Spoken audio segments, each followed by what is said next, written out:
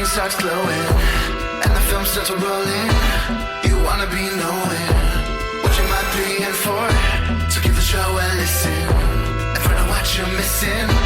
Put yourself in position for the is a good score.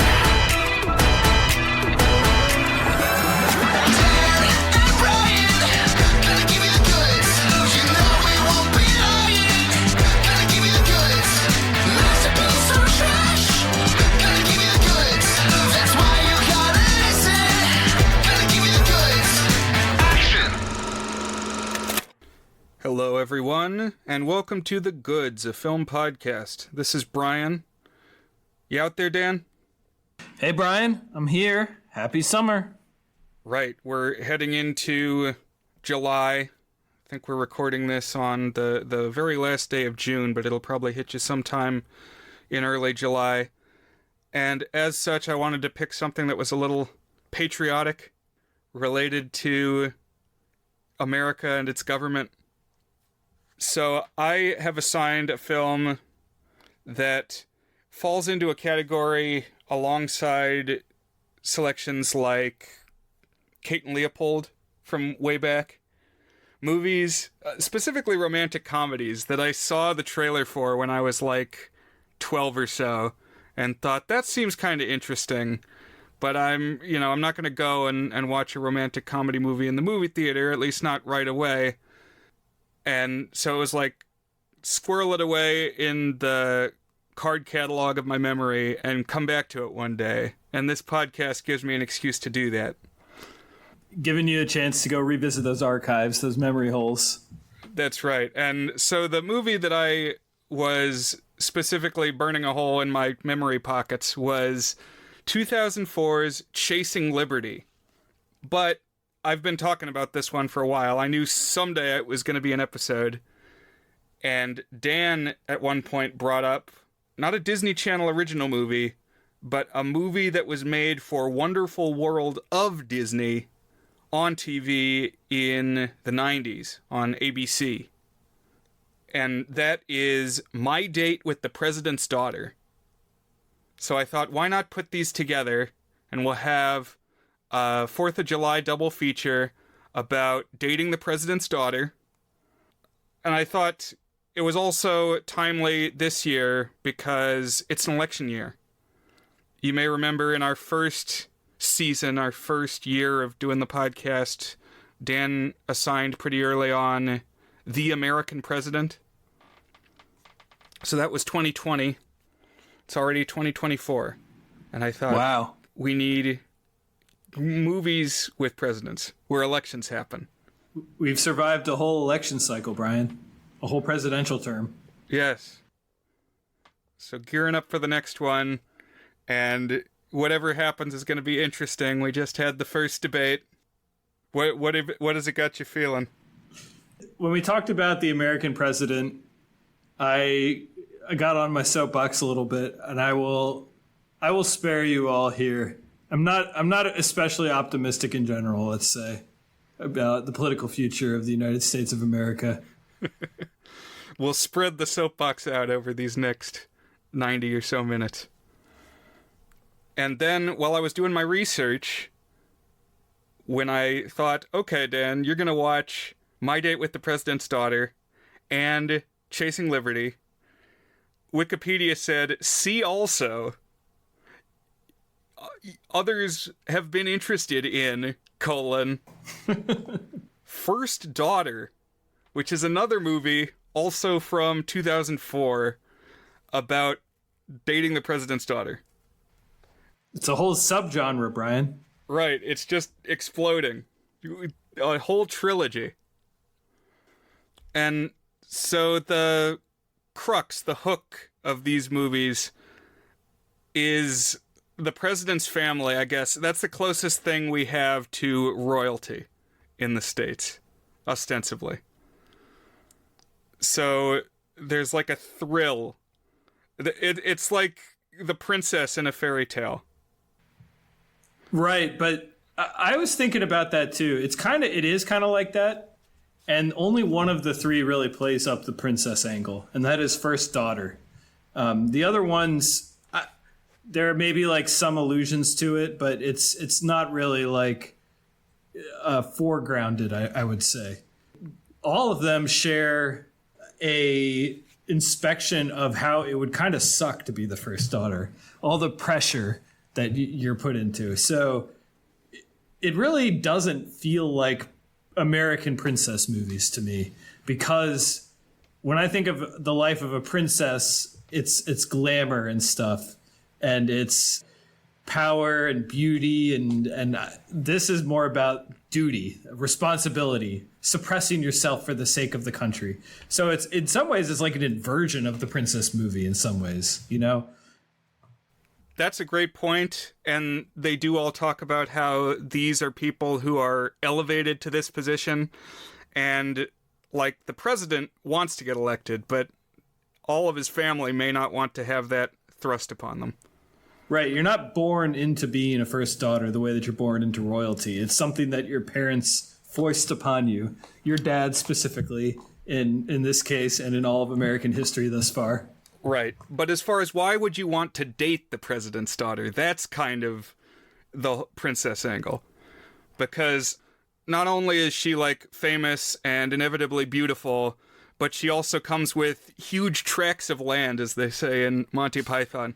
It's like, you got a whole life built for you if you date the princess. Same thing with the president's daughter. I thought that was is that a Woody Allen joke, or is that a Monty Python joke? That's Monty Python, about the marrying off the prince to a woman who's got huge tracts of land. Gotcha. Okay. Yeah, and it's interesting, Brian. These came out within 6 years of each other, so 1998 and 2004.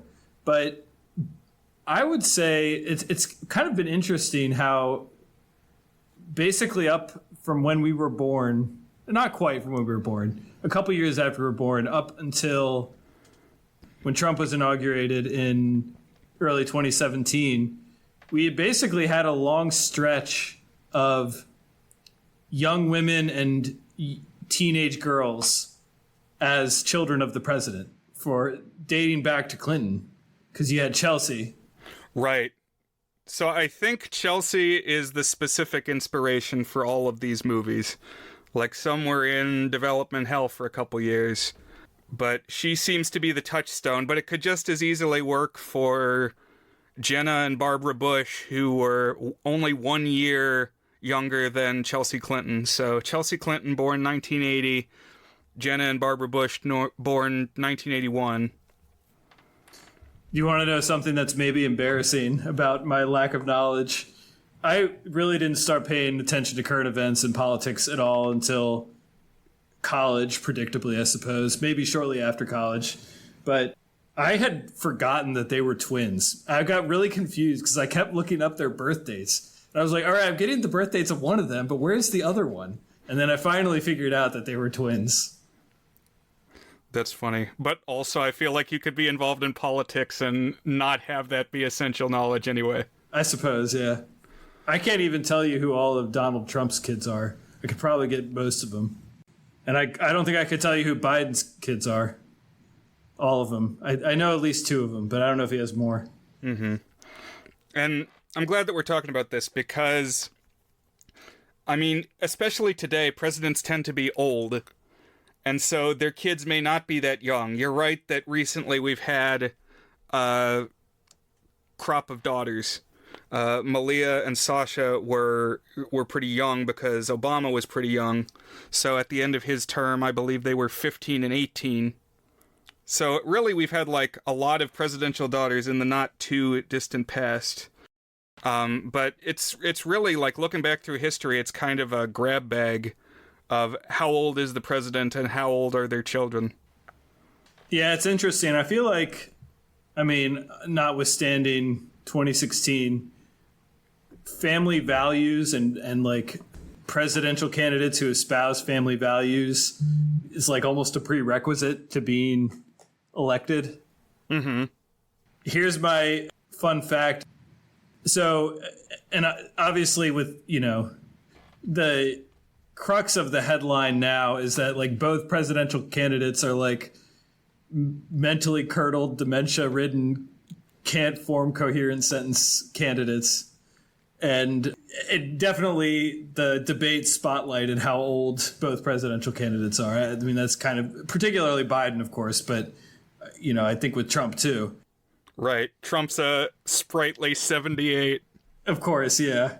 And here's my fun fact on how old presidents have been. So the baby boomer generation had a real lockdown on presidents from 1992 up through 2020.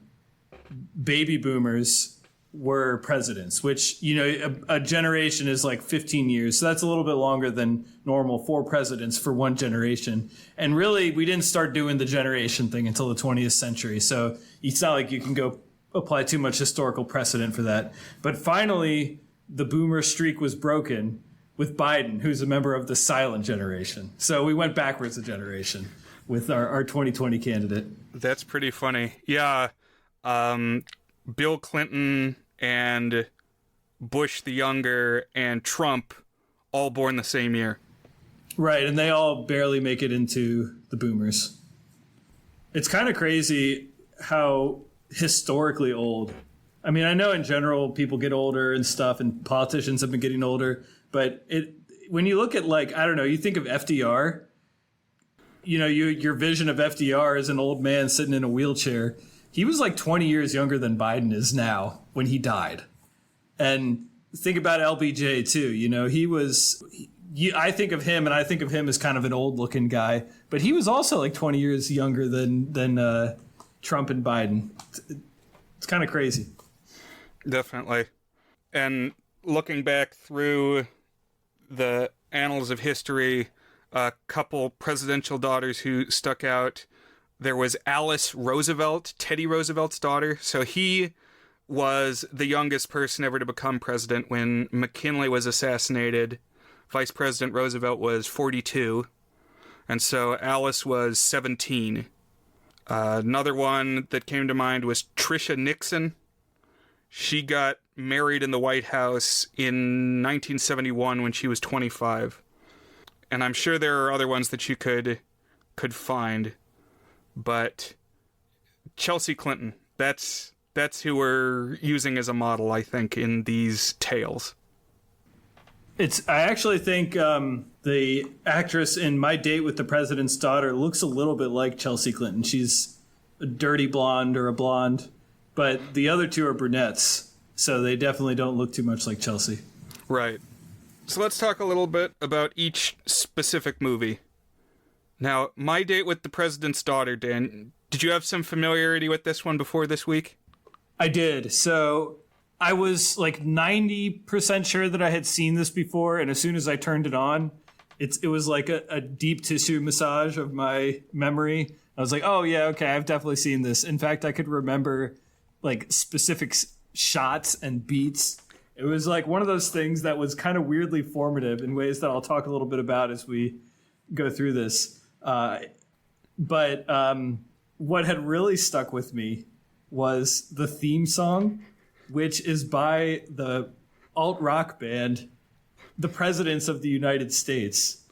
It might be the Presidents of the United States of America, I'm not sure. But they're most famous for the novelty song, I guess you would call it, kind of like quirky, weird song, Peaches, which has the famous line, "Millions of peaches, peaches for me, millions of peaches, peaches for free." And this one is just about as lyrically inventive. Yeah, because the crux of it is my date with the president's daughter. Oh yeah, my date with her. And there's like a couple other lines. Yeah. So they say, like, imagine that you are the presidents of the United States of America, the band, and you are tasked with writing a theme song for a movie called My Date with the President's Daughter. And maybe you actually pick up the guitar. Maybe. And you start noodling and you say, my date with the president's daughter. My date with the president's daughter. What do you follow that up with? My date with her. And then just some random exclamations. Like, so special. So unique. It took all night. and then do it again. I think the Wikipedia article says it has a theme song that describe events similar to the movie, which I think is a safe way to put it. It doesn't describe the movie. It's not like they watched the movie and had like a detailed synopsis and translated it to the lyrics. It's like they got a phone call from someone who kind of explained sort of what the movie was, who maybe had like heard about what the movie was. And then they just went with that, you know? And how long do you imagine that they spent writing this song? If you gave me an over-under line of 15 minutes, I would take the under for sure. Yeah, because the song is like 50 seconds long, and one of the events described is stealing the president's limousine, and that doesn't happen in the movie. Unfortunately. It's kind of in the spirit. Right. And I would describe this theme song as being one of those tunes delivered in like a certain way. Like ad execs want to design jingles like this, you know, but you can't organically design these, or maybe you can, but it's hard to. But it's like said and sung in such a way that it's like a corkscrew into your brain, into your neurons. It gets stuck in there. And like, if you go to the Letterboxd page, like half of the top comments are, for whatever reason, this song has been stuck in my head for the past 20 years, and variations of that comment. And I feel the same way. Yeah. Right, all the YouTube comments as well. So had you seen this on TV, do you think, or did you rent it, or what was the context? So it came out in 98, so I would have been 10. So I very well could have seen it live, and like given the way that I sort of remember it, 10 would be about the right age. I would almost be certain that I saw it on TV and not as a rental, but I really don't know for sure, to be honest. Gotcha. So what I think is interesting about this is it's very closely tied to Tourist Trap, also from 1998, which we covered a while back. And that was a Wonderful World of Disney original. And they both premiered 2 weeks apart in April of 1998. So there was like one movie in between them, but they're close chronologically. And they're close structurally, I would say.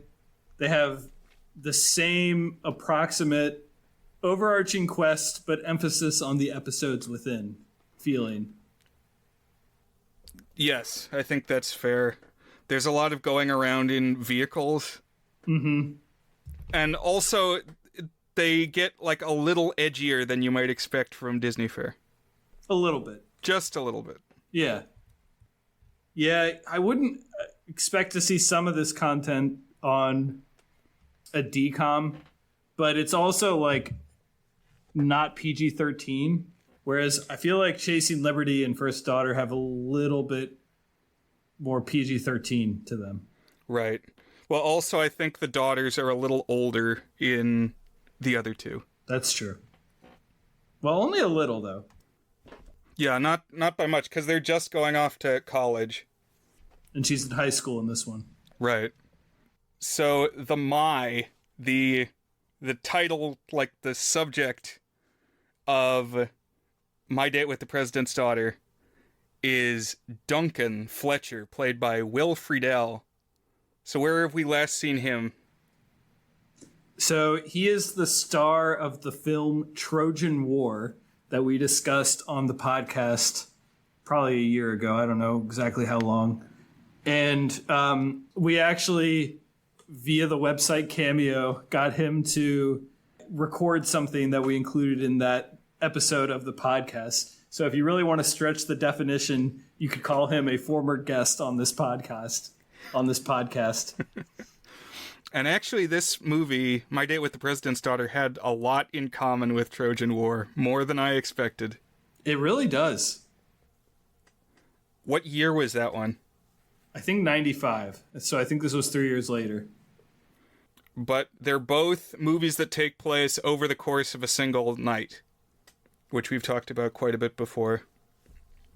And the premise of this is that the president's daughter, whose name is Hallie Richmond in this one, She wants to live a life of her own, get out from under the oppressive Secret Service detail, and be an independent teenager. But it's hard because her dad is the president. The president in this one is played by a guy named Dabney Coleman. And so he's bald and has a mustache, which I just don't see the American electorate voting for a bald, mustachioed president in this day and age. Sometimes people talk about, like, movie fans talk about that guy. I think there's a podcast called The Rewatchables that we've brought up once or twice, that they kind of do what we do, but they're more seasoned podcasters, and they're funnier than us, I think, Brian. Sorry, no offense. And anyways, they have a recurring bit where they talk about that guy. To me, Dabney Coleman is like one of the ultimate that guy. Because what else has he been in? Well, that's the thing, is you don't know what he's been in. You look at him, you're like, I know I've seen this guy in stuff, but what has he been in? And then I look at his credits, I'm like, yeah, I guess I've seen a few of those things. Like, I can't place what he is in that, but that must be where I saw him. He's in The Muppets Take Manhattan. He's in You've Got Mail. He was in a bunch of TV shows that may have caught an episode here or there. He's in War Games. So he's been around. He passed away actually about a month ago in May 2 months ago, I guess. May 2024. Oh, wow. Well, pour one out for President Richmond. Oh, that's this. See, you know what? It's always like that guy. So he's the voice of the principal in Recess, Brian. Oh, wow. He looks like Prickly. Okay. That's true. Wow. Well, I like that. So he's a Disney diehard. I guess so. But it is interesting looking back to see kind of the fashion trends among presidents. Because after Lincoln, there was a wave where presidents had beards. And then for a while, like late 1800s, early 1900s, mustaches was the thing. Mm-hmm. Like Chester A. Arthur and Grover Cleveland and William Howard Taft, all mustaches. But nowadays, I don't think you'd see that. I don't think you'd... Maybe it'll make a comeback when we start having millennial presidents. But the only bald president has ever been Eisenhower. But Dabney Coleman... So I buy your point that would he ever actually get elected president if he looked like this? It's like kind of with DeSantis in the primary. People were like, the last time that we elected a president who was as short as DeSantis was before television. So, like, there's no way that Americans are going to vote for a shorty like him. And he responded by getting shoes that elevate him by 3 inches, which is really noticeable if you ever see, like, a shot of him at the podium standing next to it. He's got, like, a weird hunch forward because it's like he's in high heels. He's got, like, Frankenstein boots. Yeah. But I think if you're 10, Dabney Coleman looks like what you imagine a stuffy old guy to look like. So it kind of is not exactly presidential, but when you're 10, it fits in for what a president should be. Right. It makes more sense to me now that I know he's Principal Prickly. I didn't know that going in. Okay. And the inciting incident is that while the daughter, Hallie, is at a mall, she eludes her Secret Service detail. Meanwhile, Duncan, Will Friedle, is talking with his friends at the mall, and they bet him that he won't be able to get a date to the dance. There's a school dance that night, and they bet him that he won't have a date because he's a loser nerd boy, apparently, and the way it's represented is that he likes magic. So what do you think I was thinking of, Dan? Oh man, what were you thinking of, Brian? Max Magician. Oh. This guy is cooler than Max Magician. Definitely. So I want to talk about this he's a loser thing. So I talked about this a little bit when we discussed the Disney Channel original movie, The 13th Year, how movies from this generation that I watched from ages like 8 to 11 kind of gave me a false idyllic vision of what teenage life would be like. So he, first of all, even though he's a geek, he's got like friends, and they give him a little bit of gruff, but like it doesn't seem to impact his popularity. And like he's kind of handsome, but he also, I don't know, like there's some comments in the Letterboxd reviews that say, "Oh my gosh, he's so handsome." I think Will Friedle looks kind of like just a normal guy. Yeah, he's got like long rocker hair. Was he in... I get people mixed up. He was on some show, wasn't he? Was he in Boy Meets World? Yeah, he was the older brother in Boy Meets World. So anyways, he kind of comes across as a normal-ish guy, but he can like go anywhere and his parents don't care. And he can just like, I don't know, there's like random pretty girls that he just goes and talks to, and they go on dates with him. And like, I don't know, this sort of vision of what I thought teenage life was going to be like. Like, oh, I'll just be going on dates, like walking around asking girls to go out with me at the mall, and I'll be able to go wherever I want, and my parents won't make me do stuff. And like, I was kind of brought back to like, this is what I thought teenage life would be like. And it wasn't like that. Not exactly like that at all. Not exactly. Yeah, the media prepares you for things that you may not encounter in real life. Like, I've never had to stop, drop, and roll. I assumed I would be on fire much more frequently than I have found myself being. My 4-year-old came home one day, and she told me about stop, drop, and roll, and she taught it to me the way it was taught to her. And it took a lot of restraint to be like, listen, you're never going to catch on fire. Like, you can devote this brain space to something else. It's okay. So, as you said, Hallie and Duncan run into each other at the mall, and she knows she's got limited time before the agents track her down. And so when he says, "Hey, would by any chance you want to go to this dance with me?" She's like, "Yes, absolutely. That's what I want," because she wants this semblance of independent life in this sliver of time that she's got. So she says yes. And she also tells him that he lives at 1600 Pennsylvania Avenue, which he doesn't get what that is, despite that he lives here. So that was bizarre. Yeah, there were some Northern Virginia shout-outs on this one, Brian. I always get a kick when people who are like very clearly from LA do the equivalent of like a Wikipedia search. They're like picking up an almanac or something. They're like, what counties and towns are near Washington, D.C.? What are some landmarks that they would mention and go to? I live in Arlington. Yeah. Yes. But I feel like it's still a California writer that this kid doesn't know where 1600 Pennsylvania Avenue is. Oh, yeah.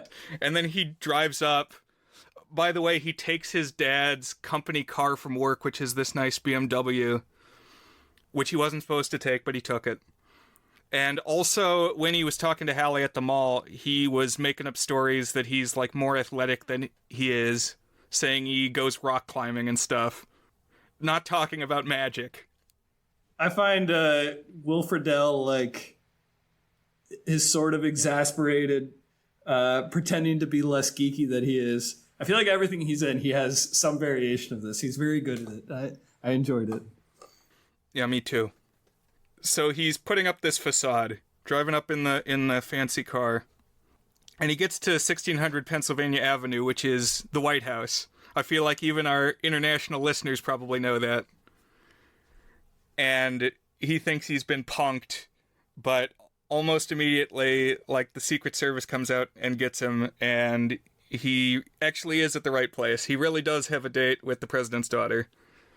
And the president kind of appraises him, and they send the two of them off with a pair of agents as an escort. And there's like this list of places that they can go that are approved and can be easily secured. Not listed is the school dance where Duncan wants to get to. But Hallie says, oh, don't worry, we'll sneak away from the agents, which they manage to do at the movie theater. They get away, and it just kickstarts this episodic series of run-ins with various people and obstacles that's going to last through the night. One of the places they go is this nightclub called Club Alien. I kind of wanted to see more of Club Alien. I knew you would, Brian. I was like, Brian's digging Club Alien is what I was thinking. It's like, wait a minute, get the crowd out of the way. I want to see what the decorations look like. Because I feel like it would be like very X-Files if you're in this alien-themed 90s nightclub. Yeah. They would have that vibe of like, don't trust the government and the truth is out there. Right. Like your stereotypical little green man alien logo. Right. Circa 1998. I think it would have been cool. I want to know more about Club Alien. Yeah. But one subplot is that the vice president has a son about Hallie's age, who I guess has been routinely, like, making moves on her, which he is not into. And his name is Reed. And I kind of felt bad for this dude because at one point, like, one of the people who's chasing them is this, like, angry biker gang who they have wronged. Like Pee-wee's Big Adventure. And they blame it on this kid of the vice president's, and the bikers beat him up. And it's like, I mean, maybe he's a little sleazy, but he didn't besmirch the bikers. Right. I feel like he was poised to be even sleazier than he actually is.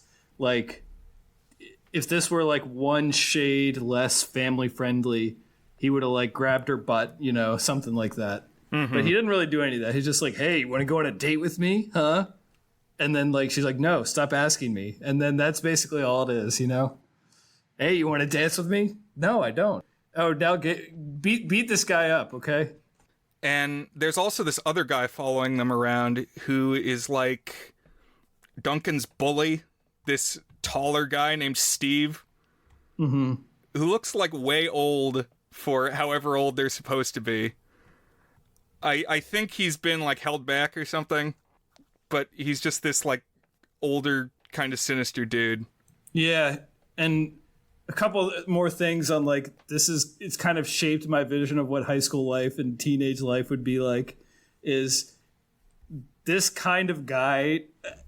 We went to a school, Brian, that was a magnet school, so it didn't have guys like this. But I imagine that there are guys like this who are like only in high school until they're old enough to drop out, and they're like unimpeachably cool and have their own lives and like just totally daunting and intimidating, but kind of like alluring to the girls.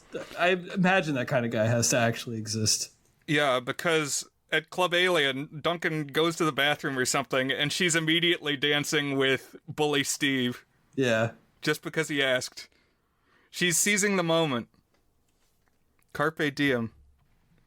A couple other things. So, another thing that really imprinted on me when I watched it years ago, and I only realized as I was rewatching that, like, this was the movie that was from, is her putting on that like velvety pink dress and the way that she kind of dramatically takes down her hair and reveals the dress, like, was absolutely a crush for me when I was younger. And that dress, this pink dress that she wears throughout most of the movie, being like the default like pretty dress in my head, is like a shiny dress like this. I can see that. She looks good. It's a pretty cool dress. It's got like articles written about it if you go look up the dress. Like, people feel strongly about this dress. And that's something that I don't know if we've said, but this movie has somewhat endured for reasons that are maybe not 100% clear, but is like a combination of the catchy theme song and the great title. I mean, just talk about an anteater title. What is he doing? He's eating ants. All right, he's an anteater. What does he do? What is this movie about? It's about a guy who goes on a date with the president's daughter. Boom, there's your title. You got it. Perfect. Yeah, you don't have to wonder. Unlike these other ones we're going to talk about, no mystery in that title. It's also just got some great vibes. Like, I feel like it really nailed the Disney Channel movie vibes. It's lightweight and easygoing, and it's just got something kind of cheerful and warm spirited about it the whole time. I agree. I had a good time with this one. So while Duncan and Hallie are running around, their parents gradually find out, probably from the Secret Service agents, that they're not in their custody anymore. They're out on the town loose, unsecured. And so the parents then, like, first convene at this fancy fundraising dinner. And that would be a big surprise if you didn't know that he was on a date with the president's daughter, and then that's what it turns out to be. Mm-hmm. Like, that would be very unusual. But I think, like, maybe even more unusual is that immediately they're interfacing one-on-one with the president. Right. So I think that that ties in with another kind of broad observation about the difference between My Date with the President's Daughter and the other two. So those came out in 2004, which is obviously after 9/11, and this one came out in 98, which is before 9/11. And I think like '04 was right around the time when like there was starting to be major backlash to like Orwellian security protocols, and like the overbearing Secret Service presence is like much more daunting and oppressing in the other ones. Whereas here it's like a sitcom element almost. They're like the Keystone Cops or something. Yeah. And I think that's tied with how easily accessible the president is. It's hard to imagine that post 9/11, you know? Mm-hmm. Because what they decide is the dads are gonna sneak away from this dinner together, eluding the president's escort. Why do they even need to do that? Like, couldn't they just take the bodyguards with them? It's a good question. But it makes a parallel to what the daughter's doing. Yeah. And so now the two fathers are working together, and the dad of Duncan, up to this point, has been for the other party, the presidential rival of the current administration. I recently watched that movie Civil War from A24, and I thought it was not very good. I thought it was kind of goofy. But one of the things about it was that they were very careful never to say a party, never to say that the president in power was of a certain party or anybody taking any of the military actions was of a certain party. And so it just didn't make any sense. It was just a mess. It's like, what is this supposed to mean? They don't want to, like, make specific aspersions or predictions. And so it's like you got to kind of read with gauze over your eyes. Less serious here. Nobody is committing treason. But even so, it's like when you got... My opponent says I go too far, but I say he goes not too far enough. Yeah. You know, you don't know where their loyalties lie. Right. None of these three movies make explicit which party the president is of. My read of My Date with the President's Daughter was the president in power was Republican, because some of the talking points that the dad who initially opposed the president brought up felt like something that like a Democrat dad would say. Yeah, that seems astute. The dad of Duncan seems like the parents in the Michael J. Fox show. What was that? Family Ties, where the son was conservative and the parents were like old former hippies.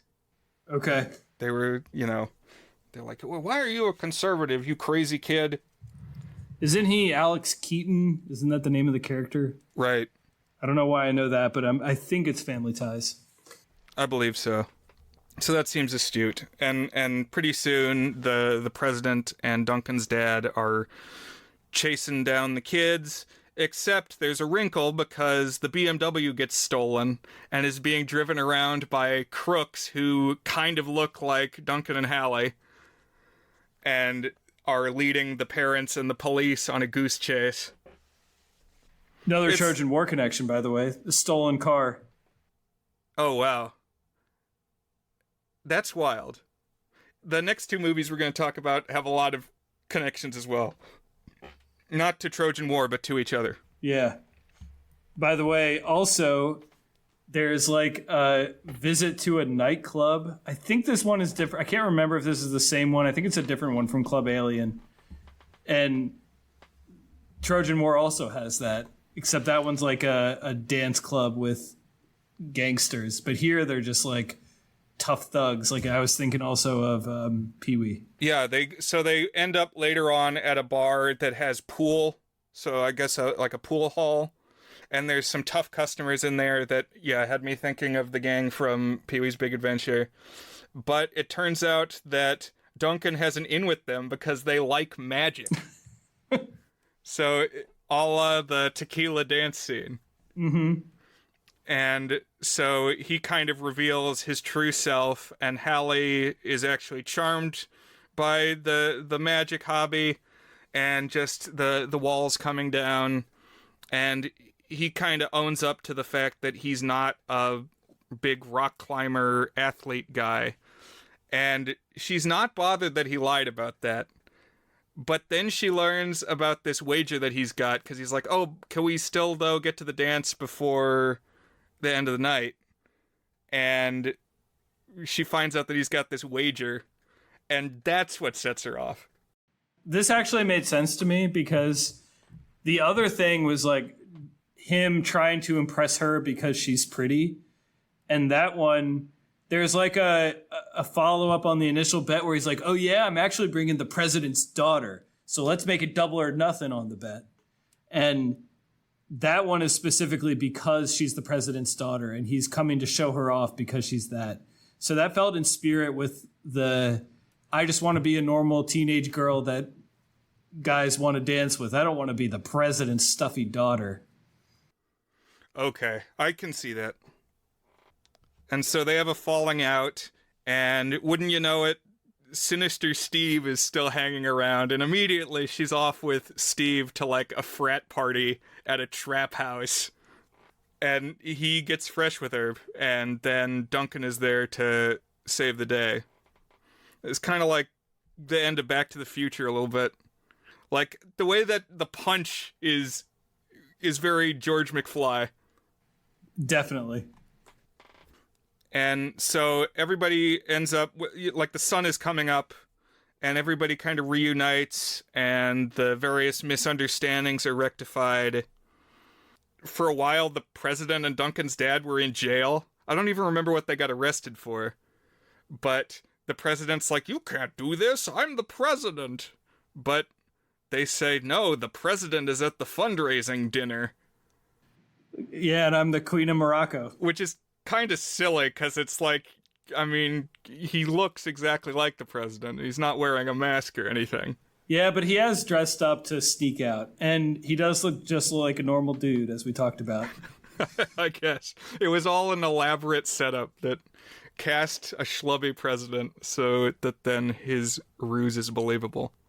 You mentioned the sunrise, and the sunrise actually made me laugh out loud. It's set at the reflecting pool at the Lincoln Memorial, but there's literally no one else there. It's like they're just sitting there looking out, and you can see a whole horizon of the Washington Monument, but there's zero tourists in sight. And I was like, that's pretty funny.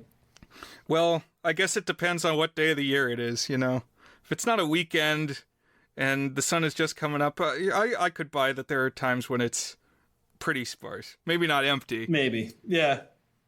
But like if this is a random... Well, I guess the night before was probably a Friday, so it's probably a weekend. So yeah, worth asking the questions. So Duncan's dad reclaims the BMW, which kind of a nonverbal gag up to this point in the movie has been that the car comes just a hair's breadth away from being damaged in all these antics and escapades, but it always stays pristine.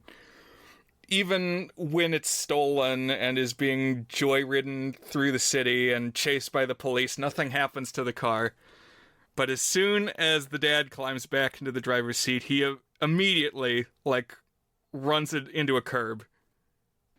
I thought that was pretty funny. Also, you get some Ferris Bueller in that, because the way that the car is driven around and it's the dad's car, Definitely. And we jump forward just a little bit in time, and Duncan and Hallie are continuing to date with the president's blessing, but now they have increased security. Like multiple of the black limousines following them in a helicopter. This was definitely shot in California. Everybody's just kind of walking around. Some of the shots you can even see palm trees, I think. And it's clearly everyone's dressed on the assumption that it's going to be 75 degrees, which is not an assumption you can make. I guess if this is in late spring, early summer, maybe you could be safe to do that. But I was not getting DC vibes from this setting. Yeah, I was trying to figure out what time of year it was supposed to be, whether this was the prom in the spring or if it was homecoming in the fall. Hard to say, and it's probably exactly for the reason that you're saying, that it's not this area. It's California, where it's the same weather year round, like La La Land. Are you ready to talk Chasing Liberty? Sure. Okay, so this was the one that kickstarted this episode concept for me. And basically all I remembered about it was that title, and that it involved running around with the president's daughter. But as I think I've said on pod before, I assumed her name was actually Liberty. But it's the Secret Service code name for her. They give the president and all the members of the president's family code names that they use when they're talking on their earpieces.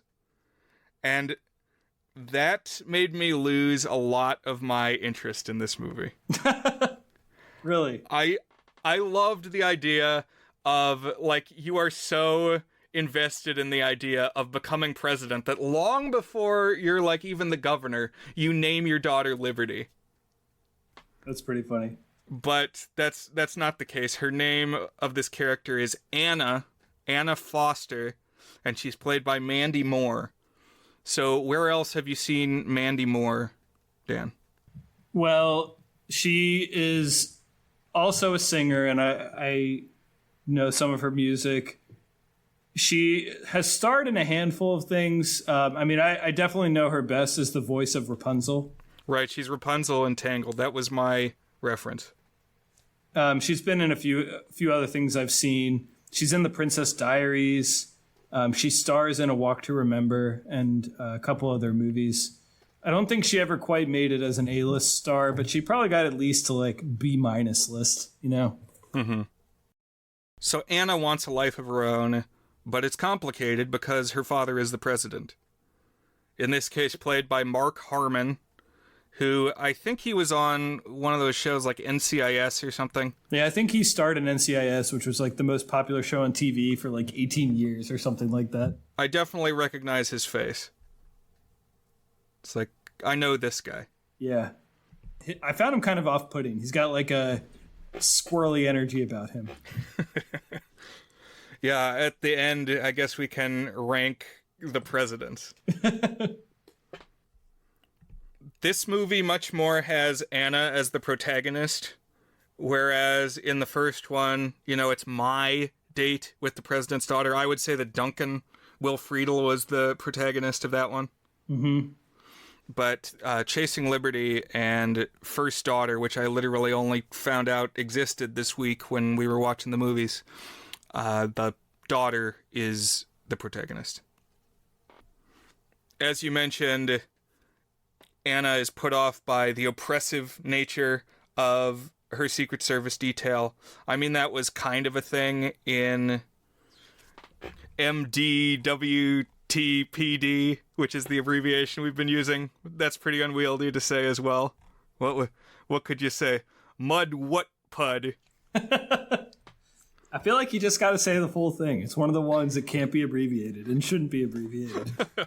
No AWOG. But in this, it's made clear that, like, dates are being ruined because agents are always crashing in when anything, like, slightly suspicious happens.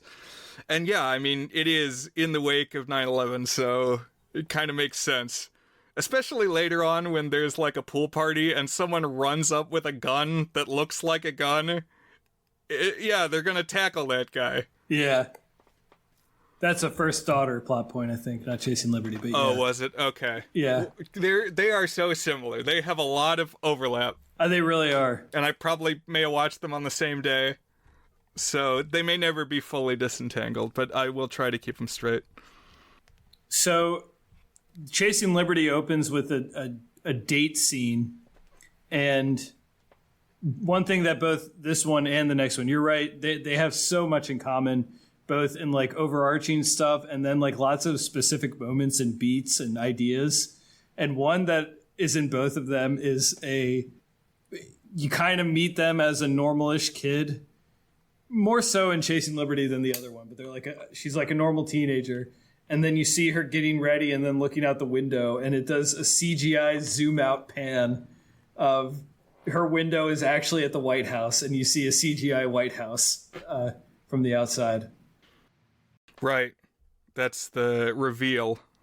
He's like, just another typical day. And then the smash zoom. But the big thing for me is the opening scene sets up the expectation that this is going to be a movie that happens in and around the White House. And then that ends up not being true. Right. This is a European road trip movie. Because Mandy Moore makes her President Dad promise, now, there's way too many agents. You said there'd only be a few agents. This is a terrible vacation. It's a Family Guy cutaway there for you. But she makes him promise basically that she's just going to have 2 agents around her at a given time instead of a big retinue. And then they announce that they're going to be traveling to Europe. I guess Prague specifically. But we get to see a lot of European locations. It's really like, I saw it compared to Roman Holiday, which I actually haven't seen Roman Holiday, but it seems to jive. It's like a travelogue movie. I feel like this movie really feels like it would be a streaming movie in 2024. Out of the 3 of them, this feels like the type of stuff that just gets one a month, gets dumped to Amazon or Netflix. Yeah. So they go to Europe. She's got this pair of agents. One is a man and one is a woman. And the man is like relentlessly hitting on the woman. And initially she's put off by it. But Anna is still seeking some degree of freedom. They go to this like concert and she sees that there's a whole lot of security presence still. And that sets her off and she tries to escape. And so she jumps on the back of a motorbike owned by this British guy. And his name is Ben. And she has him whisk her off into the night. And, like, pretty fast, way faster than I would have expected, we, the audience, learn that this is all fake. Ben is himself a Secret Service agent. So Anna's understanding of the situation is incorrect. She has not really ditched the agents. She is with an agent. Right, so there's this dramatic irony now because we understand all of the things that he's doing are framed from the perspective of him being a Secret Service agent, but also, of course, falling in love with the president's daughter. So in some ways, he actually kind of becomes the protagonist, Brian, because he ends up having like the more interesting internal conflict, I guess. Right, he has to make the choices. I want to know more about Ben's life story, how he came from England to be a Secret Service agent in America. He's probably got an interesting career. And he has this certain sort of vision of cool that I remember seeing every now and then in especially in the early 2000s, where he's like super aloof, like nothing impresses him, nothing he's excited about. And for a while, I kind of thought this is what cool was. Like, you're cool if you're aloof. That's what makes people like you, is like if you don't care, you know?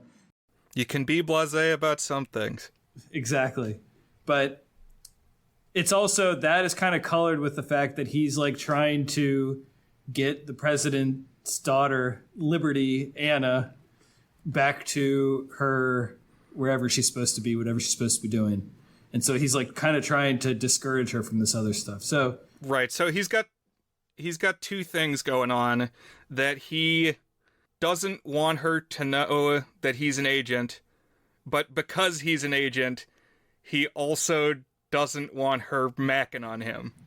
right. So because those two things are kind of at cross purposes, he has to have this kind of weird relationship to her. And she just thinks he's a hot guy on a motorcycle. So, And you know, to be fair, he kind of is. It gets to a point where she's like, well, why don't you want to go any further? Aren't you just some hot guy on a motorcycle? And he's like, well, no, I'm a cool aloof guy, and I have to stay aloof and not care about anything for reasons. And that frustrates her. There's a lot of traveling on the train. I should probably go to Europe at some point. I've been to Europe, but it was a long time ago when I was in high school. I feel like this is an experience that is foreign to Americans as far as get on the train and you can go to another country. Right. Totally different culture. Yeah. And city feel. Right. We talked about, I think, in a previous episode that in America, 100 years is a long time, and in Europe, 100 miles is a long way. Yeah, I was thinking of that. It's just kind of funny because they like accidentally get on the wrong train and they end up like 3 countries over. It's like, I feel like in the US, it's like, oh, I got on the wrong train. I'm at D Street instead of L Street. Whoops. That's annoying. But here it's like, oh, wait, we're in this totally different historical city instead of Paris. I forget, where do they end up? Is it? Yeah. Oh, it's Venice, isn't it? Instead of Paris? Right. They mistakenly go to Venice. Their ultimate destination is the Love Parade in Berlin. Oh, it's Berlin. That's right. Yeah. That's where they want to get. But yeah, they get on the wrong train. They end up in Venice instead. Which still, obviously, pretty romantic city. Speaking of the Love Parade, I watched this one with my wife. This was the only one of the 3 I watched with my wife. And we were talking about how this is a very 2004 vision of gay culture, like, or representing and discussing homosexuality. Because, like, the Love Parade is very clearly a pride parade, but they don't label it as such. And he has a couple of moments where he's like, no, I'm not gay. What are you talking about? Because, like you said, he has to pretend that he's not interested in her. And he's, like, totally offended over the top when she says that. Definitely felt very 04 to me. They make friends with this goofy stoner backpacker guy named McGruff, who has this vagabond wayfarer philosophy. And then he steals their wallets. What'd you think of this guy? He was a very odd tonal shift. Like, all of a sudden, it felt like we were in the movie Euro Trip, like with just this sort of exaggerated comic character. I didn't quite get him, to be honest, but it wasn't the most unpleasant part of the movie. No, he was kind of like Shaggy. He has shaggy energy. I was thinking of Eurotrip 2, which, as we've kind of alluded to, was unexpected. I really thought we were going to stay in DC, and then that's not what the movie is. It's romantic taking vehicles across Europe. Planes, trains, and automobiles. It's like a advertisement of this is what you could do if you took a European vacation. Right. It reminded me of the kinds of movies that the purpose of the movie is to like hang out in cool places. Like I watched this one a year or two ago called Love and Gelato, which is just this rom-com set in, I think it's only Rome. It might be another Italian city, but like very much like, oh, here, let's look at how beautiful this damn city is. And like, you're going to get vacation vibes just watching this. And that's what this is going for as well. Yeah. It reminded me a little of that movie Summertime that we watched for the podcast, where they're in Venice. That's a romance in Venice, but it's different because it's like tragic and it's older people. But in the sense of like, oh, you get on a means of transport and you go to Venice and then you can have a romance. Have you seen the Before movies, Brian? Before Midnight, before what's it? Sunrise, Sunset, and Midnight. Okay, I have not, but I've heard of them. They're the epitome of this is what could happen if you go to Europe and have a romance and hang out in a city for an hour and a half. Gotcha. The one I did watch was Midnight in Paris, which I mistakenly thought was one of those, but it wasn't. But I thought that was kind of interesting. That's a Woody Allen movie, actually. Yeah, it had time-bendy stuff. Right. It had Adrian Brody as Salvador Dali. Yeah. That's a fun one. I like that one. That one is definitely like a love letter to Paris more than it's really anything else. Mm-hmm. And I guess the defining Parisian figures. Yeah. Yeah, maybe we'll talk about that one someday. But it has a Miniver Chibi theme where you're always yearning for like a nostalgic image of the past. Mm-hmm. Even like if you lived in that time, you would still yearn for a nostalgic image of the past. And they just keep going back and back, and everybody feels that way, no matter how far back you go. But here in Chasing Liberty, Ben and Anna are penniless, and so they like implore shelter from this other silly character who's a gondolier, and he helps them out. And yeah, Ben keeps shutting Anna down out of his like aloof professionalism because we know what's going on, but she doesn't know what's going on, and that keeps happening until they finally get to Germany. And Anna is so frustrated with Ben that she starts flirting with this German bungee jump instructor who has like long blonde hair. I was trying to think what movie this guy was making me think of. It isn't Peter and Ivan in Chuck E. Cheese in the Galaxy 5000, but that's not the worst comparison. Where he's this, German lunkhead. What I was thinking of was the Beach Party movies, particularly one you might not have watched. There was one called, I think it was called Muscle Party, Beach Muscle, I forget. But basically, it's got a lot of buff himbo type guys like him. But yeah, think of when Peter and Ivan were horning in on Helen Henny and taking her away from Chuck E. Cheese. That's what's about to happen here. And Ben says, no, this isn't going to happen. And he kind of reveals that he does have genuine feelings for her. Although it kind of only comes out after they've hooked up that he is a Secret Service agent. So she's angry about that the whole time it's been pretense. She thought one state of affairs was what was going on, and in fact it was not that. She never had the freedom she thought she did. So everybody heads back to the States in this cloud of discontent. Yeah, it's kind of interesting, though, because, like, he really does go through a threshold where it is real for him, And like we see that as the viewer, that he's like made this leap beyond professionalism, you know? So even though she can't recognize it because she's blindsided by the fact that he's a Secret Service agent, it still has a little bit of impact, I would say. Like when he finally like makes a move on her, you know? It reciprocates the attraction. Yeah. But despite her annoyance, Anna does ask her father, the president, not to fire Ben. Like, don't let this reflect badly on him.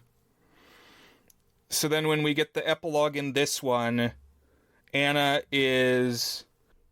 Now I'm getting mixed up with First Daughter.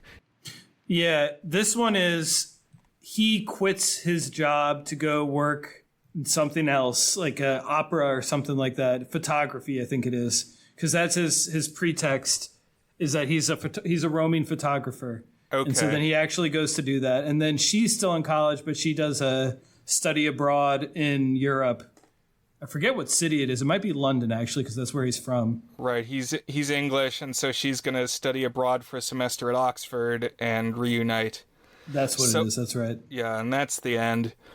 The pacing, like the structure, was kind of weird to me. It was like a lot of things happening all boom, boom, boom. That we have finally the reveal that we've been waiting for the other shoe to drop for so long, where we knew that it was coming and she didn't know, and then it finally comes, and then she's mad for like a minute, and then we jump ahead, and then she's come around, and they're back together. Right. I agree. It's like then it's got to get through some perfunctory plot stuff, and then the sort of totally unrelated ending shot of like he's at an opera and she goes and finds him at an opera or something. Oh, also the two agents that were following them around Europe, they fell in love also. That was Jeremy Piven was so annoying. How on earth did she fall in love with him? My wife was so mad by this subplot because he has no redeeming traits. Well, she kind of coaches him a little bit. She tells him to, like, cut his hair differently and wear a different jacket, and he does, and I guess she likes that. Got yourself a keeper there. Hey, I didn't know that was Jeremy Piven, star of Spy Kids 4. That's right. Most famous for Entourage. And that's Chasing Liberty, the reason that we stand here today. Not my favorite of the three, but will rate here soon. At the last moment, when I saw this See Also section at the bottom of the Chasing Liberty Wikipedia article, did throw into consideration First Daughter from 2004. So I think you did end up watching this one, right, Dan? Yeah, I watched this one today. Well, I thank you for indulging me. I think it was important that we ultimately watched all three, just because of how much this one is a twin film of Chasing Liberty. Mm-hmm. Same year. I guess this one had been in the works for a little while. It's directed by Forrest Whitaker, who I did not realize had directed features. Yeah, neither did I. He's got a couple. He did Waiting to Exhale, which I have heard of. It was kind of a weird collection of movies. I'm looking it up as well. But this was his fourth and so far last feature that he directed. Right. So he did, let's see, something called Strapped, Waiting to Exhale, and Hope Floats. Oh, Hope Floats I had heard of too, with Harry Connick Jr. Yeah. Never seen any of the others. To me, all three of these movies had like different price points in their apparent budgets. How did you feel about that? Like, if you were on Price is Right and you had to guess the comparative expense of these different films, Dan? Oh, yeah. I mean, My Day with the President's Daughter is a cheap TV movie.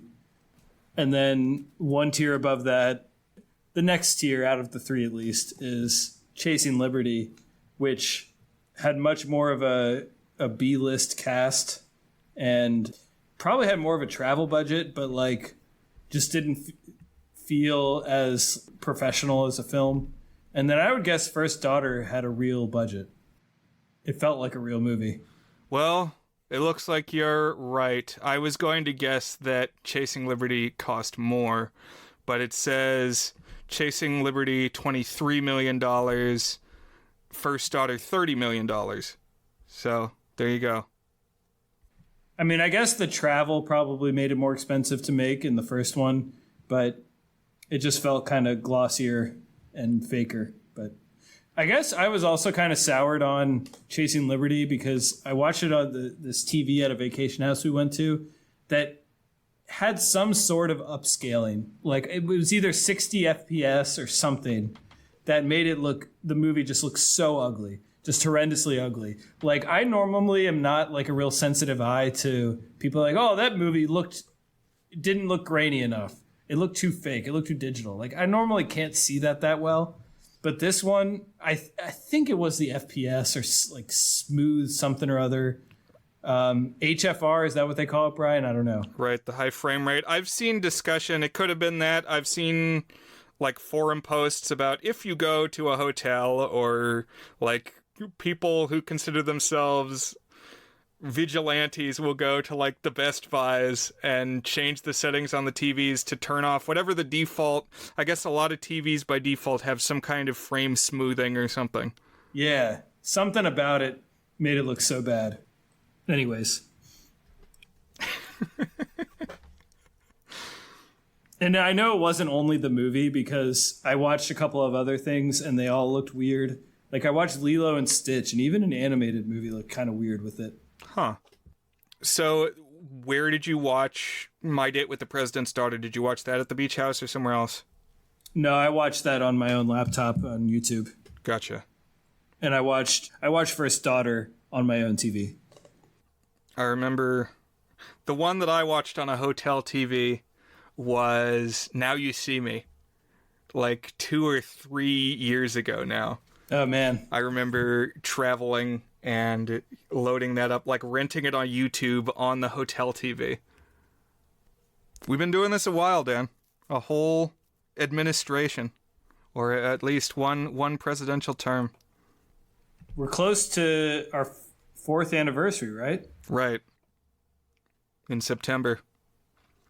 So First Daughter, the president's daughter, is Katie Holmes. And the character is Samantha Mackenzie. President Mackenzie is played by Michael Keaton. So McDonald's founder, Michael Keaton. Batman, and don't forget Katie Holmes played Batman's girlfriend in the Christian Bale Batman movies. Oh. Or one of them. Interesting. No. 2 and 3, I think. Or was it just... No, it's only 2. She dies in one of them. So in the first one, it's Maggie Gyllenhaal. And then she got recast as Katie Holmes. And I think Katie Holmes is the second one, not the first one. But then the character dies in the second one. And then is not in the third one. Right. Okay. Yeah, I guess I had seen her in that. I know that she was involved with Tom Cruise at one point. Interesting. So you haven't seen Katie Holmes movies? Not many. I'm looking at the filmography now. I mean, I have seen Dark Knight. I'm really fond of Pieces of April, which is a Thanksgiving movie. And I've talked in the past about how there aren't enough Thanksgiving movies. She's also in Thank You for Smoking, which it's kind of interesting because she plays like a seductress adult woman in that. And that was made 1 year after this, where she's supposedly a college freshman. Okay, yeah, I have not seen any of these besides... Okay, so she's in Batman Begins, and it's Maggie Gyllenhaal in Dark Knight. Gotcha. Okay. So I watched Batman Begins the same day that I watched The Dark Knight, and I haven't seen either of them again since then. So they probably blur together a little bit for me. Gotcha. I thought she was pretty good. Just to be completely shallow for a moment, there's like a pool party scene, and up to that point, like she'd been good looking, but then in that scene I was like, oh, wow. You know, I could see that people would like stop in their tracks. Right. She gives off teen idol vibes there. Wasn't she in one of the slashers too? Maybe not. Oh, that sounds right. she kind of runs together with them, to be honest. But she also has like this baby face. Like even when now she still kind of has the same baby face, and it still kind of works here when she's in her 20s. But when I see her older, I'm like, you still kind of have the face of someone who should be 21, but you're now 40 something. Right. And that's really what it was. Is like for the first, 40 minutes of the movie, she's talking about how she always has to be prim and proper. And so she's pretty buttoned down and she's got the baby face. And then suddenly, bam, there they are at the bikini party. But her plan is she is going to college in California. Do they specifically say Stanford? I don't remember. I'm not sure if they do, but she's going to college in California, far away from Washington, D.C., far away from President Michael Keaton. So I think literally they have this same discussion about there's too many Secret Service agents, and I want only 2 Secret Service agents. Yeah, it's the same thing. I was like, oh my God, we're watching. They photocopied the movie, Brian. It's like half the plot points are literally exactly the same, except it takes place at a California college campus instead of European cities. Right. So now they're not even trying to pretend that they're not in Southern California anymore. What are some pairs of twin films, Dan, where you've seen both of them? Oh, man. Like movies where you expect that some like corporate espionage must have been going on for 2 studios to make essentially identical movies at the same time. Well, Ants in a Bug Life is the first one that comes to mind. Let's see. What are some other ones? What about Fishtail with Finding Nemo? Have you seen Fishtail? Shark Tale? Shark Tale. Yeah. Yeah. Oh, yeah. I've seen both of those. I'll tell you, once I spent probably 20 minutes looking for the movie Fishtail, and I couldn't find it. I was like, what the hell? I know this is a movie. And then, yeah, I think I gradually came around to the realization, oh, no, it's Shark Tale. And there we see I've forgotten again. That's pretty funny. It's my own personal Shazam. One that I remember but I haven't seen is got me confused until I saw both of them, and then I still kind of got confused is The Prestige and The Illusionist came out around the same time about steampunk magicians. Right, they're both about like stage magicians in the 1800s. Yeah. I think I saw The Illusionist, and it was not like The Prestige. Like beyond that setting, it's just like I think it was a romance. I probably turned it off because nobody was teleporting and, like, murdering their secret twins. I love The Prestige. I think I put it top 3 movies on my list. It's an excellent one. Yeah. Yeah, I didn't like The Illusionist that much. The one for me is Armageddon and Deep Impact. Oh, good. Yeah, yeah. Watched both of those. Good pull. Oh, I remember something got me here. Katie Holmes made me think of Justin Timberlake for some reason. And he was in, I'll just say what it is. Oh, yeah, they did Friends with Benefits and No Strings Attached or something, right? Yeah, in the same year. And it's like the same plot and similar titles. Titles that I still don't know which one is which. And what was Mila Kunis in one of those? Who were in those? Yeah, Justin Timberlake and Mila Kunis were in one. And then the other one was Ashton Kutcher and Natalie Portman, I think. Okay. That would be a fun one. Wow. So that would also be 2 stars from That 70s Show, right? Mm-hmm. Tied up in those. Yeah, yeah. Who are married, if I'm not mistaken. Wikipedia has a pretty good list of argued about twin films. Okay. And I thought maybe someday we do a theme month, but you only get a couple theme months a year, so we've got ideas up the wazoo, enough to last us a few years into the future. Yeah. But potential, especially if we ever do an Armageddon episode. And you could always just sprinkle them in there. Yeah.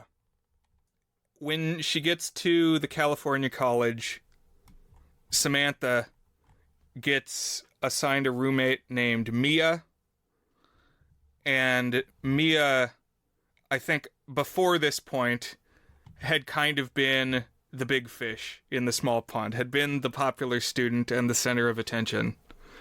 Also, she's black. So there's like, a racial element to it, that she's been displaced now by a white woman.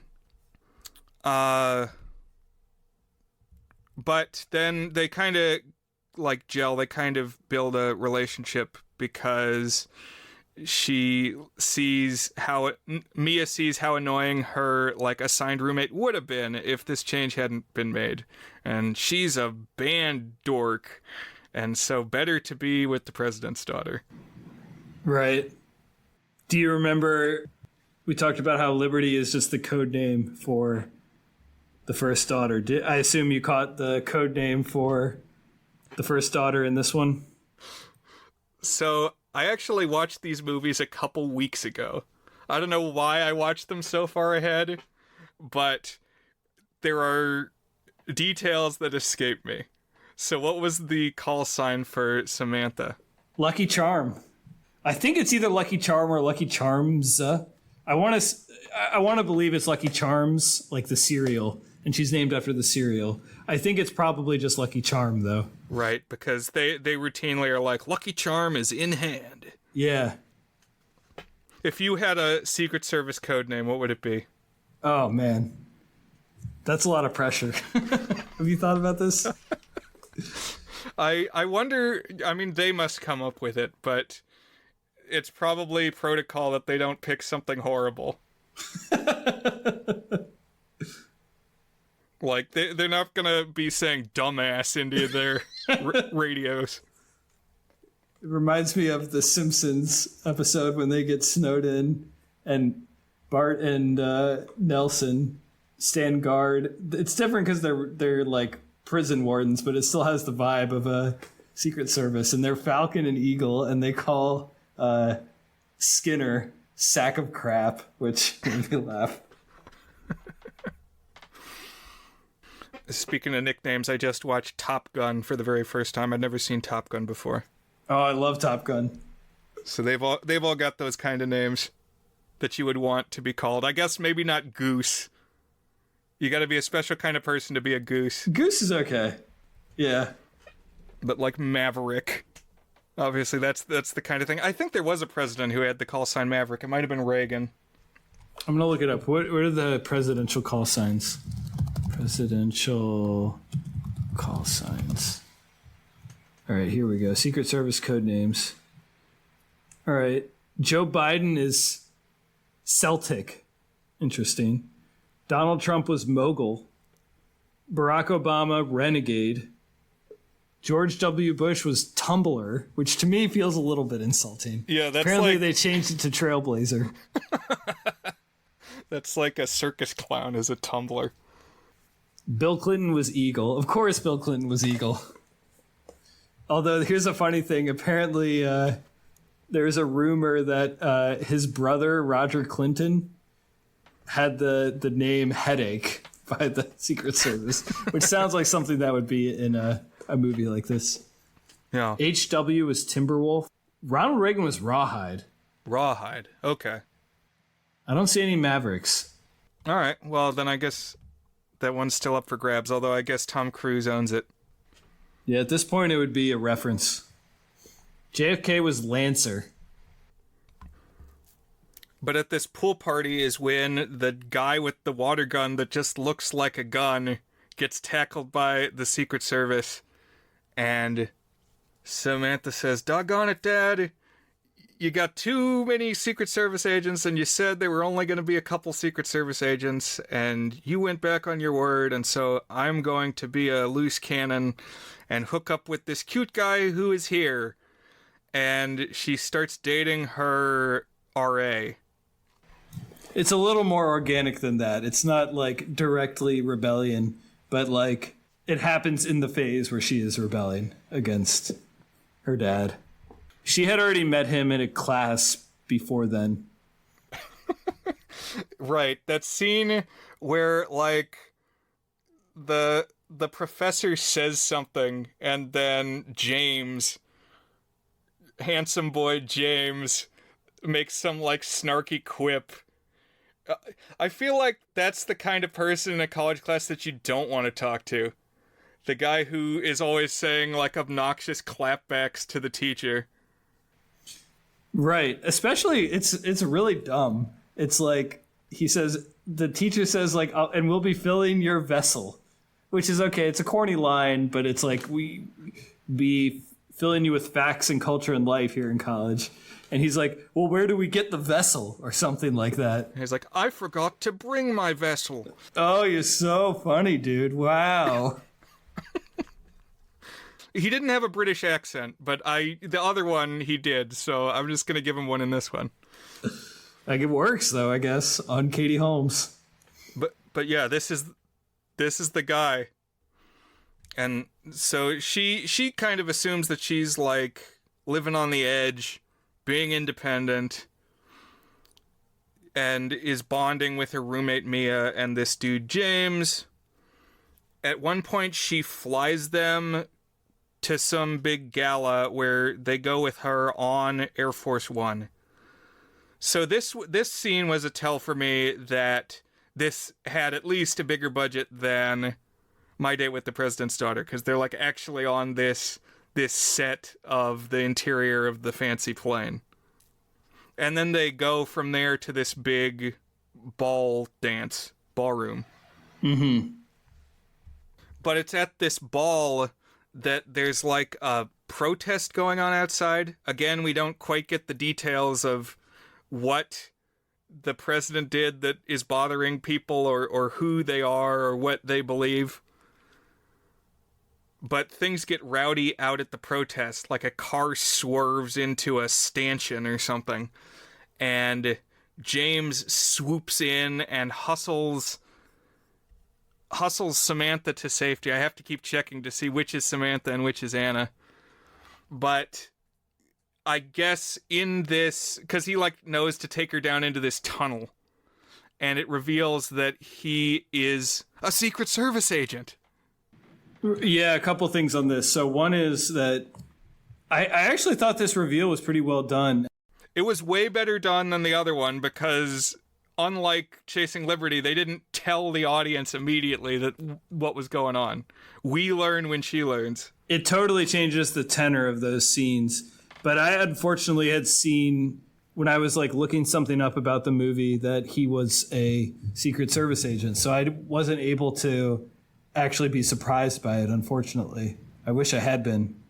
Because it really is framed well like a twist. Like you kind of say, oh, you said there a second ago that he knows where to usher her. But like if you watch the scene, it's actually that like they're being ushered by other agents and he just kind of is like grabbing her and guiding her. But then like they get to a car and she like turns to pull him into the car. But he like pulls up a microphone. It's like, Lucky Charm is secured. And the door closes. And like they have this moment of eye contact. And then she looks crestfallen.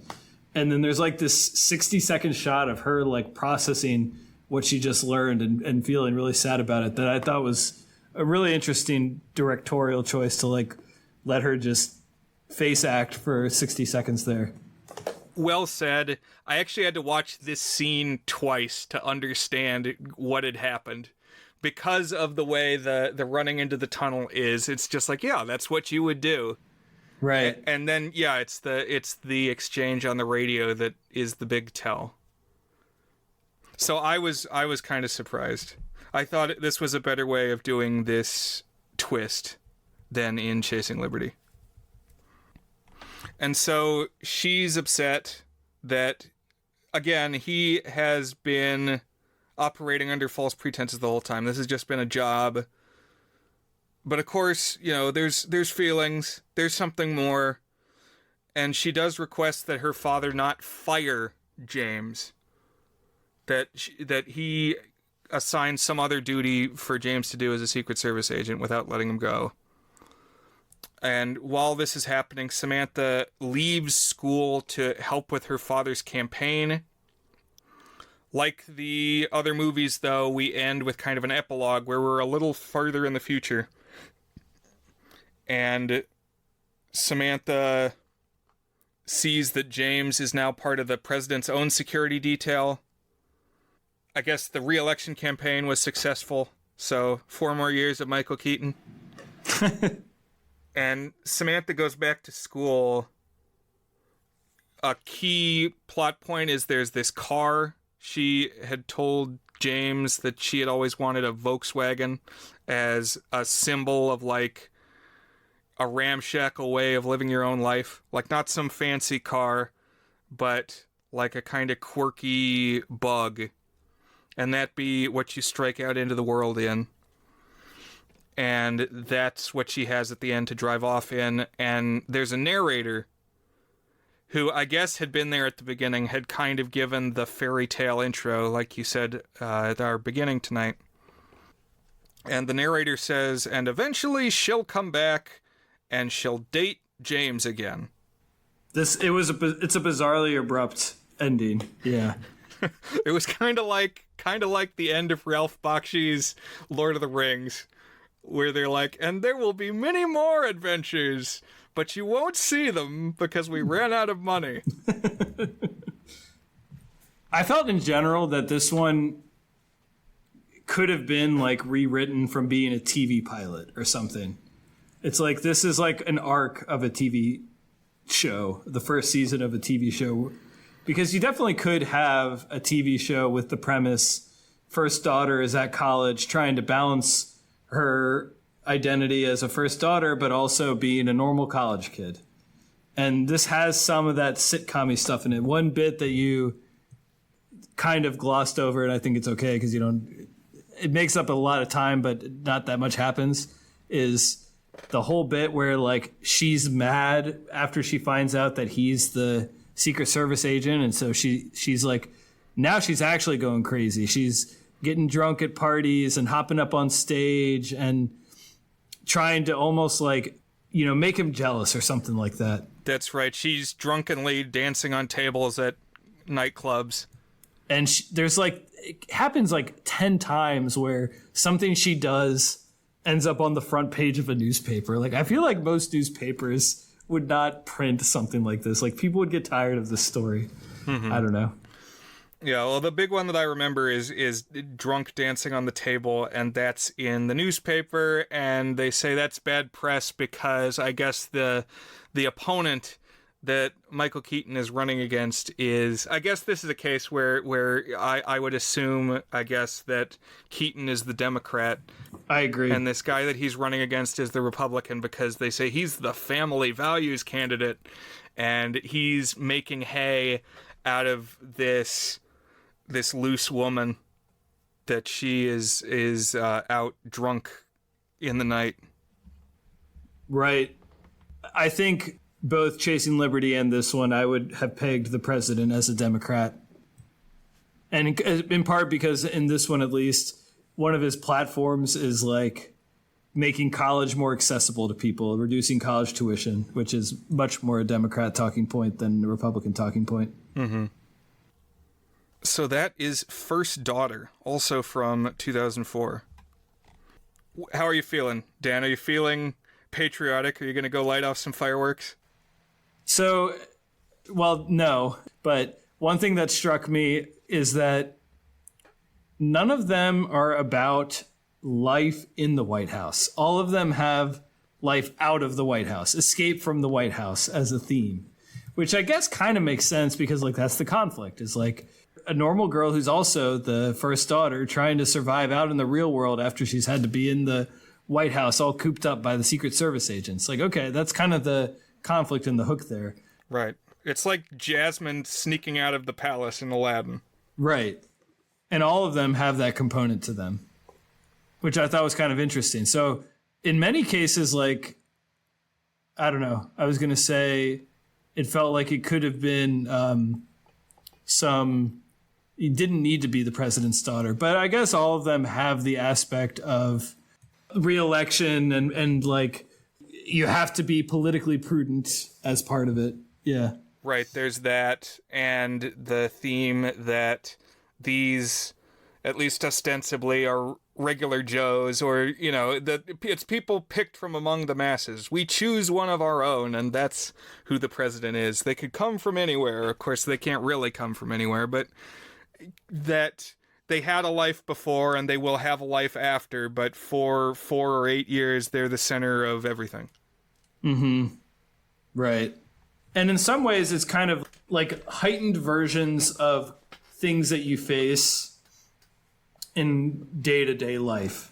Like, yeah, you're not actually going to be chased around by Secret Service agents, but you're going to feel entrapped by your parents. I thought My Day with the President's Daughter did the best version of this, because it really did feel like almost like it was a normal first date thing, but it just happened to be kind of over the top because she was the daughter of the president, you know? Oh, yeah. So like all the stuff that you would think of in a normal first date, like, oh, the dad's going to be overprotective. Oh, the kid's going to want to go out for more. It's like it all kind of has higher stakes and higher energy to it because of the presidential aspect. But otherwise, it feels like a normal date, whereas the second two aren't quite that way. Mm-hmm. My Date with the President's Daughter was my favorite. I thought that was the best of the three. Delivered on the premise and didn't have a lot of extraneous stuff. It was just nice and pleasant and funny, and it was an all-in-one-night story. No. And the other two, Liberty and First Daughter, were a little more meandering. They were more like... Well, especially Chasing Liberty was a travelogue. I think all three of them did the thing where when the date meets the president dad, he info dumps on them. He says all the intel that the various like security state have gathered on the boyfriend. Right. There are definitely some beats that are shared across them. That's one. Yeah, the second two had the boyfriend who's actually a Secret Service agent, but is like an undercover Secret Service agent. That was, to me, the strange one. Like, they clearly had to have known about it. It came out in the same year, Brian, and it's like the same story. Yeah. And don't give me a lot of agents, only give me 2 agents, and then I can get away from those agents by escaping with this guy who is an agent. So are you ready to rate, Dan? Are we ready to say, is it good? Is It Good is our signature section where we each give the movie a rating on our 8-point goodness scale, ranging from very not good, which is a 1 out of 8, to our masterpiece rating, toward a good, which is an 8 out of 8. So shall we start with My Date with the President's Daughter? Oh, yeah? Okay. My Date with her. So this one does have some cheapness to it from the fact that it's like a TV movie. It's just got that like sort of shabbiness to it, but in a way that I found very charming and quite honestly, like in perfect balance with everything. One thing I didn't say is I feel like none of them did the president's daughter come off particularly well. I feel like First Daughter got the furthest in terms of like making a likable and human personality for the president's daughter. And I noticed that in My Date with the President's Daughter for sure. Is that like she doesn't, to the extent that she has a personality, it's just that she wants to be a normal girl, which is to say you're trying to scrub her personality away or something like that. But overall, I did that came off more negative than I meant it to, because I actually feel like this one just really holds together in terms of its mission. I can kind of see why it's become like kind of a cult hit. One thing I saw, Brian, is on eBay, the VHS release of this goes for like $200 or something like this. It's like a collector's item. Yeah, I've actually seen this come up on, I joined a VHS collector Facebook group, and there was discussion of how like prized this one is, which is funny because compare this one to Tourist Trap from 2 weeks before. Like, okay, so My Date with the President's Daughter has got 10,000 logs on Letterboxd. Tourist Trap has 300. So this one is definitely more beloved. Not the biggest breakout hit of the Wonderful World of Disney original lineup. Like if you look at the version of Cinderella with Brandy in it, that's got like 50,000 entries on Letterboxd. But there are definitely some people in this one's corner. But I really like movies like this that are one crazy night with some kind of episodes to it. And I just really dug the vibes of the dads when they kind of clash a little bit and then they start to become friendly and they're like putting together as they're waiting for the kids. And there's just kind of like a chaotic sitcom-y vibe to it. It's endearing. Like, I feel like my brain is saying give this a 4, but my heart is saying give this a 5. I'm going to go with my heart. I'm going to give this a 5 out of 8, which is 1 point above Tourist Trap. And I kind of have them in similar boats, but this one just kind of checks more of my boxes in terms of like the kinds of movies that I like. And I was really enjoying myself. Also didn't mention this has got a precocious little sister, which has become one of my most annoyed tropes for teen movies, is the precocious little sister. I thought you'd have to be brain dead to date Duncan. Exactly. Here she eats a lot. I guess she's coded as being fat, even though she's not actually fat. But anyways. I did think it was kind of funny, though, that they end up at the dinner where it's $100,000 a plate to sit next to the president, and then the daughter is just sitting there eating all the food. Like chatting up the billionaires. Right. Yeah. This one, it's got good vibes. I'm going to give it a 5 out of 8. A good, just over the recommendation line for me. Nice. I actually quite like this one, too. I'm going to give it a solid 5, a pretty high 5. Definitely carried off the premise with the most aplomb. I like that in this one, the guy is just some guy who ends up in this situation. He's not somebody who was there all along and is secretly pulling strings, doing some job. He's just a young man. And I find their whirlwind relationship charming. I want to know what's going on at Club Alien. And yeah, it's a good TV movie. I recommend it. Maybe it's not some rush out and immediately watch like a 7 or something, but solid 5, almost to 6.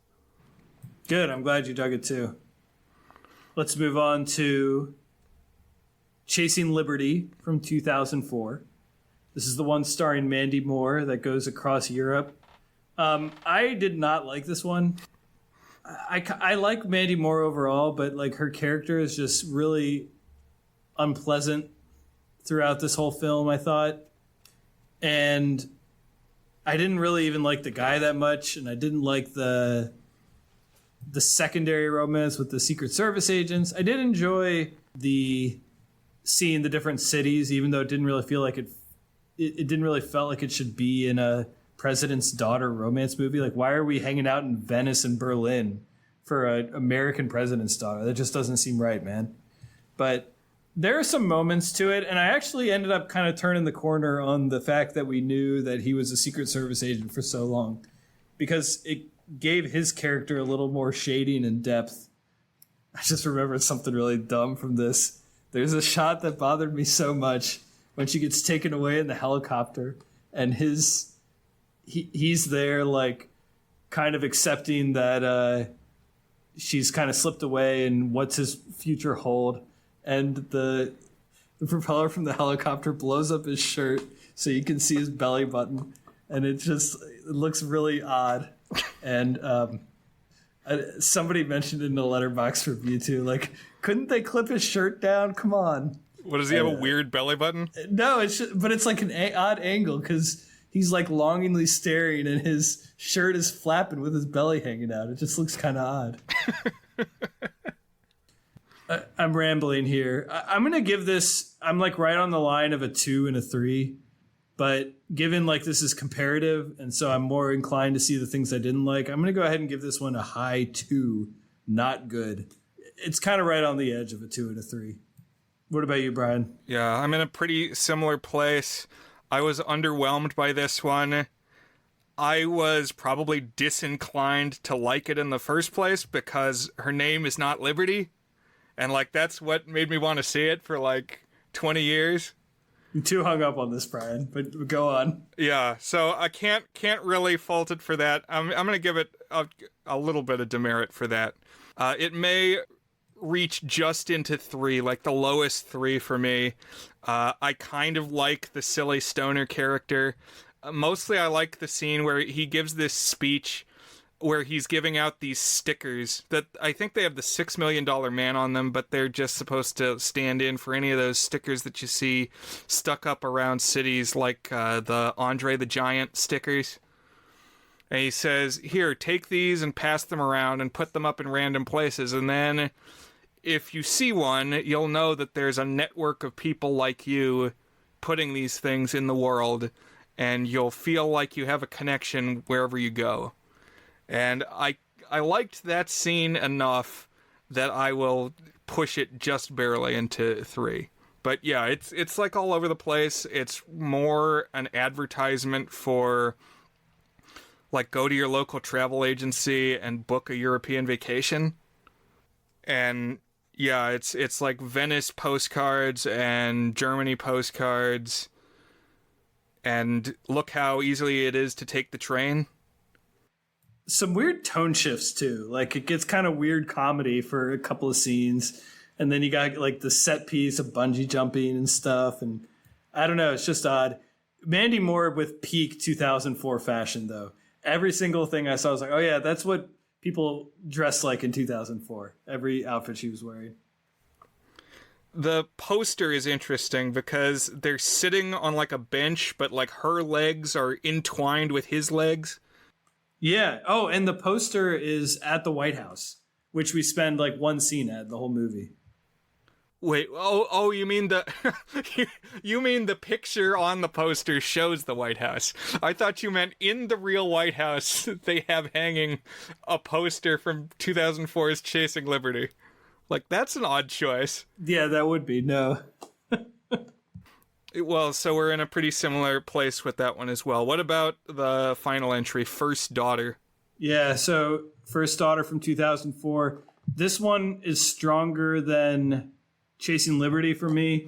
It felt more like a proper movie and not just like something today that would be a streaming dump, which is what Chasing Liberty feels like to me. It's still kind of odd. Parts of it work, parts of it don't. I'd still get the sense that this was initially a spec pilot or something like that. But I do think that Katie Holmes brings a more human character than certainly Mandy Moore does. And she's still kind of annoying, but like it really is what I imagined a first daughter would actually be like, the daughter of a president.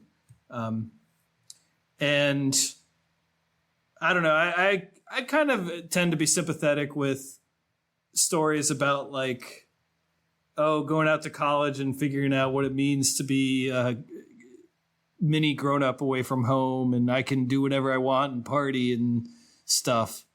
And those beats kind of work. I really like Michael Keaton as a movie dad. He has some really nice scenes. He was the one who most felt humanly connected to his daughter.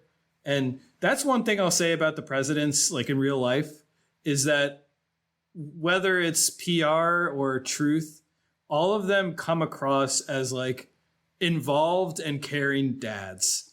And definitely there's involvement in the first two, but here's the one where I really felt like the dad and the daughter were close. And in fact, some people in the Letterboxd comments were saying, doesn't it feel like Michael Keaton's in love with Katie Holmes in this? Like, even though they're a dad and a daughter? I didn't really get that vibe. Maybe. There's like a closeness to them that I think is important because it actually like sets up the dynamic of her being a part of this family and this shared contract of I'm a part of this presidency, even though I didn't personally sign up for it. But I still think it feels really long. It's like an hour and 45 minutes, but it feels like 2 hours. And it just kind of keeps going. And none of it is really that good. I'm going to give it like a high end 3 out of 8 that we call not good. What about you, Brian? I agree with everything that you're saying. Just to differentiate from Chasing Liberty, I'll probably give this one just into a 4 because it's a little better. It's a little more polished. It's a little less all over the place. I liked the execution of the twist in this one. And yeah, of the presidents, I thought Michael Keaton, you say the most dad-like, I would say the most presidential. But yeah, it's not like a stellar cinematic achievement. It was fine. Often when we watch like a bunch of movies in a week, as I get towards the end, I get kind of burned out. And this one was just so similar, had so many shared beats with Chasing Liberty that I felt like I was going through the motions. But I do think it was a little bit better. Mm-hmm. One funny thing on this one is it ends with a title card that says, "In memory of Michael Kamen," Kamen. And when you sort of look at it without really thinking about it, it looks like Michael Keaton. I was like, wait, Michael Keaton's alive? Why does it say in memory of Michael Keaton? But it's someone else. I don't know who Michael Kamen is. I didn't look up who it was. Probably someone on the crew or something like that. Michael Kamen's like the Adele Dazeem of Michael Keaton. Something like that, yeah. Michael Kamen. Well, that was fun. Happy 4th of July. Happy Independence Day. Go out and eat some Rocket Pops and hot dogs. And what will we be watching next, Dan?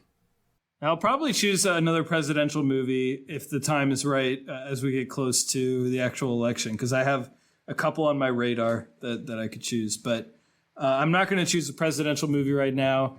I have been kind of wanting to choose another teen comedy, but this one I feel like it would be a little bit of an overlap from what we did here. We just watched 3 teenish movies. So I guess the one I'm going to choose does have a teen protagonist, but it's definitely not the same vibe. I'm going to choose the 1968 drama film called If. I-F ... I was tempted to do like a comparison to the movie that came out this year called If, which is a totally different premise. And there would be nothing in common except the fact that they're both called If. But this one I don't really know too much about. I think it has to do with some violence at a school or something like that, but I'm not really 100% sure. I don't know anything about it except that it's supposedly pretty good, and it's got some satire of like, I don't know, teen life or something in it. But it's definitely a different vibe from any of the ones we talked about today. So that is If from 1968. I assume you haven't seen that one, Brian? Yeah, that's new to me. Sounds intriguing. What is the other If about? Oh, you haven't seen the ads for that one? It's the kids movie? Oh, I'm surprised. Oh, with the IF for Imaginary Friends. Yes, okay. Was that Ryan Reynolds? Yeah. Okay. And it's written and directed by Jim from The Office. Okay. I did see that. I remember now. Haven't seen the movie, but I saw the trailers. Yeah, I might watch it with my kids, but it didn't get good reviews. It's not at the high end of my watch list. One totally random thing I just thought of, and then we can wrap, is in Chasing Liberty, the weird gondola guy who does not look Italian, but whatever, he's supposed to be Italian. His mom, I was like, I know I've seen this actress before. Who is she? And it turns out she is Madam Sprout from the Harry Potter movies. Okay. The herbology teacher? Yeah, exactly. Pulls the mandrakes out of the pots? Mm-hmm. You've probably ridden a gondola, right? I actually have not ridden. I went to Venice, but we didn't. They're really expensive. Oh, they're stupid expensive. Yeah. I have not either. I've been to Italy, but not Venice. My brother went to Venice. I think he did go in on a gondola with a big group. I kind of regret not doing it just because it's like iconic. But if you ever read like tourist things on it, everybody's like, the experience itself is not worth the money because it is pretty expensive, and it's like slow. I mean, it's got a romance to it, you know. It's like what you envision Venice being, but we did not do it when we went. But like even in that movie Summertime in 1955, they're already joking about how the gondola is too expensive. Don't do the gondola. Take the bus, the water bus. which I did do when I was in Venice. Well, thanks everybody for tuning in. Hope you have a good summertime yourselves, and we'll talk to you soon. Alrighty. Thanks, Brian. This was fun. I'll talk to you later. You too, Dan. Bye, everybody.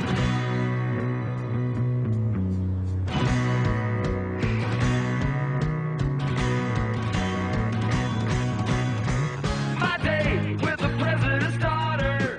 My day with the president's daughter. Oh yeah, my day with her. So happening. It took all night. I felt so good. We took the Oval Office by surprise. You should have seen the Secret Service agent's eyes. His jaw must have dropped about 100 yards when we stole her daddy's big black car. My day with the president's daughter.